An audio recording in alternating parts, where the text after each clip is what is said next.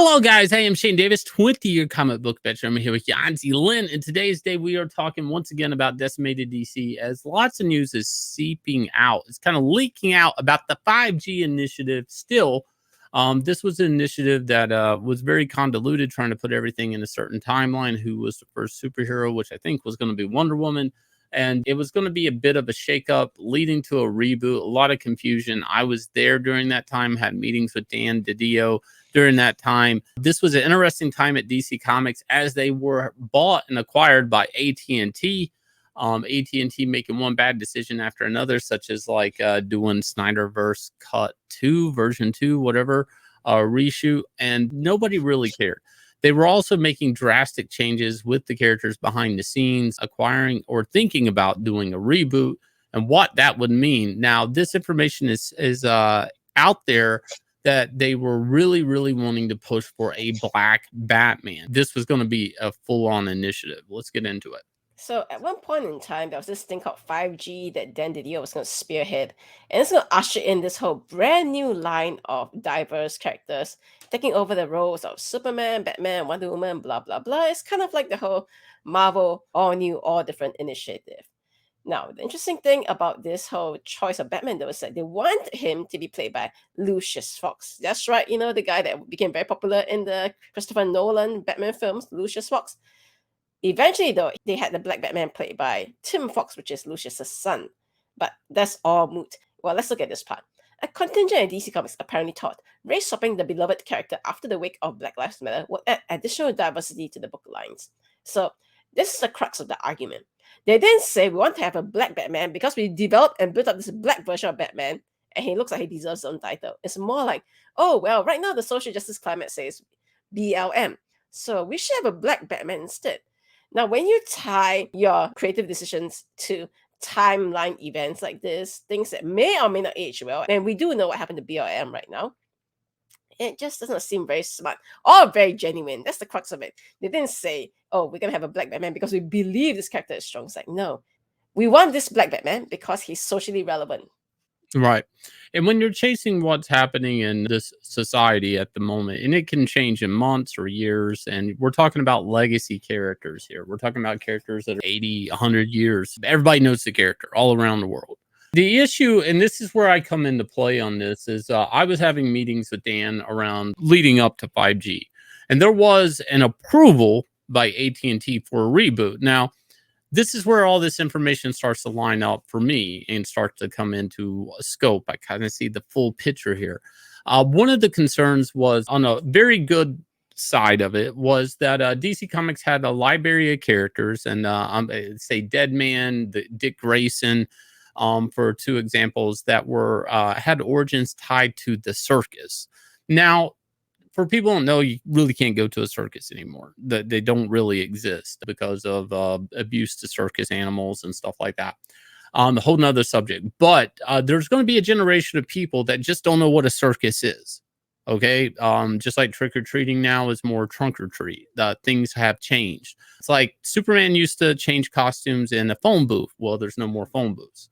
So that was how it was presented to me, that DC Comics was going to have this reboot that AT&T approved, which was good news at the time because there was like some dodgy stuff there happening. Like, what was DC Comics budgeting? What was DC Comics future going to be like under AT&T as they were making cuts?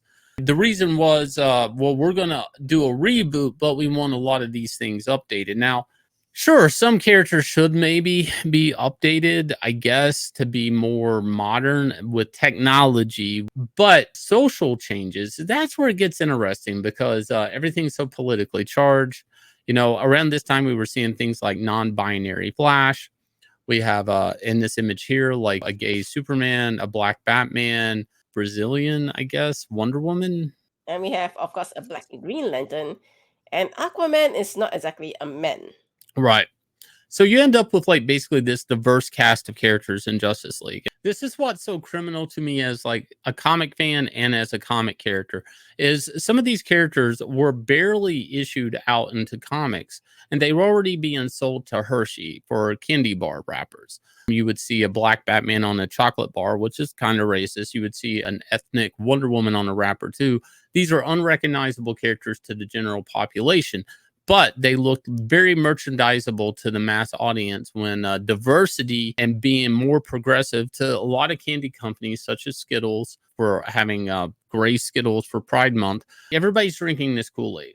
And it's so weird that when you buy these characters like AT&T did, which they didn't even hang around to really execute any of this before selling it to Discovery for a loss, mind you, do you care about the characters or do you treat them like a brand that you're just selling? And how long do you have a brand if you're effing up the brand by making it completely unrecognizable and changing the status quo of the characters that support the icon, that carry the icon? Bruce Wayne not being Batman is a hard sell.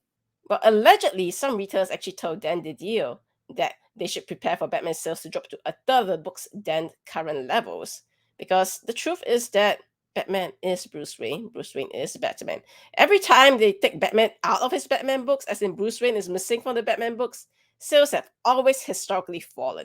So if you want to replace Batman with, and it doesn't even matter if you replace it with another white man or you replace it with Dick Grayson, the fact is that sales will fall. So if DC follows through with this just to get some social justice brownie points, I guess, I mean, I hope they have a good pay package maybe for whatever they're trying to do.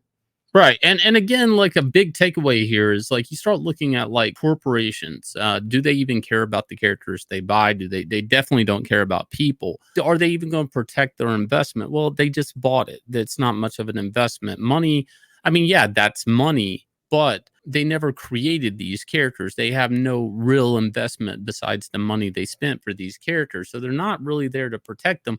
And would, in this case, AT&T even understand Dick Grayson Batman didn't sell, it dropped, and Azrael Batman didn't sell, it dropped. This is something that has been tried before at DC Comics and didn't work. And just because the character is black, and that's really the only reason this is working is because the character is black, doesn't mean. Now, in this article, it refers to Dan being very nervous about this. Like, this is obviously an agenda that was being handed to him, and him as a publisher was going to have to execute it somehow to comic retailers, to creatives, to everyone. In the end, he would be the guy taking the blame if this didn't work. And obviously, we all know this wasn't going to work.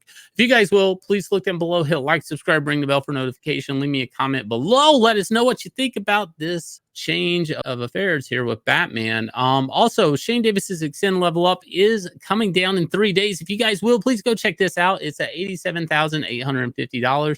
I appreciate you. Leave you guys with a trailer for this smash hit comic coming at you from 9 Lives Comics. I dream of a world carefully crafted, beautifully flawed. This is Axcend. In this game of life, there is one thing that determines a victor. A player's ability to grow. A player's ability to evolve. A player's ability to survive. My name is Dog. Choose to play. Choose to upgrade. Choose to level up. Choose to Axcend.